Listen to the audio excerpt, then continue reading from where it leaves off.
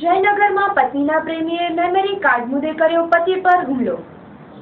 ભુજ શહેરના જયનગર પાટિયા સામે આવેલા ઉમા ઓટોમાં ચોકી કરતા યુવકને તેની પત્નીના પ્રેમીએ ધોકા વડે માર મારી અસ્થિભંગ સહિતની ઈજાઓ પહોંચાડતા હોસ્પિટલમાં દાખલ કરાયો હતો।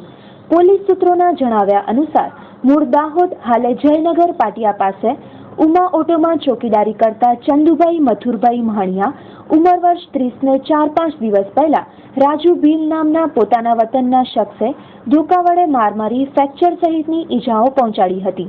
ઈજા પામનારની પત્નીને રાજુ ભીલ સાથે આડો સંબંધ હોવાની ઈજા પામનારને પોતાના મોબાઈલ ફોનમાં થતી રેકોર્ડિંગ ઉપરથી જાણ થઈ હતી। રાજુ તથા ઈજા પામનાર પત્નીને પોતાના પતિને બંનેના સંબંધોની ખબર પડી હોય અને સમાજમાં ભવેડા થઈ જશે, જેથી રાજુએ ઈજા પામનારના મોબાઈલમાંથી મેમરી ઝૂંટવી લેતા બંને વચ્ચે મામલો બીચક્યો હતો અને આવેદનમાં આવેલા રાજુએ ચંદુભાઈને ધોકા વડે માર મારી અસ્થિભંગ સહિતની ઈજાઓ પહોંચાડી હતી। પોતાના વતન દાહોદથી ચંદુના પરિવારજનોના આવતા તેને ગઈકાલે ભુજની જનરલમાં દાખલ કરાયો હતો।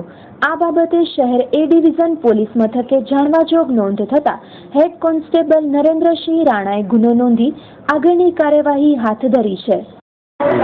ચંદુભાઈ મથુર જયનગર રહેવાનું એમાંથી મને જો મેમરી કાઢવા શરૂ કરીને મારી ભાઈ માણસથી સંપર્ક હતો એ માણસને રાજુભાઈ એનાથી સંપર્ક હતો અને ભાઈ માણસ પહેલાં લગાવી દીધી। પછી એને ખબર પડી 2-3 દિવસ એ પછી મને ખ્યાલ પડ્યો કે આવી રીતના છે। પછી એ લોકોએ મને સંપર્ક કરીને પછી આ માણસને મારવાની કોશિશ કરી અને પછી મને મારીને મેમરી મારી કાઢી દીધી। એમાંથી મારા ભાઈ માણસનું જે રેકોર્ડિંગ હતું કે આવી રીતના કરવાનું, હું તને વધારી લીધે તને અહીંયા હું રાખીશ ને આમ બધી વાતો એમાં અંદર હતું। એમાં બધી સંપર્ક હતી એના ગાડી કરીને એ લોકોએ મને મારવાની કોશિશ કરી કે આ લોકો મને ફસાવે એના વખત મારીને મેમરી પેલા કાઢી રાજુ પછી બીજા મારાવાળાને ત્યાં બધા સાક્ષી હતા।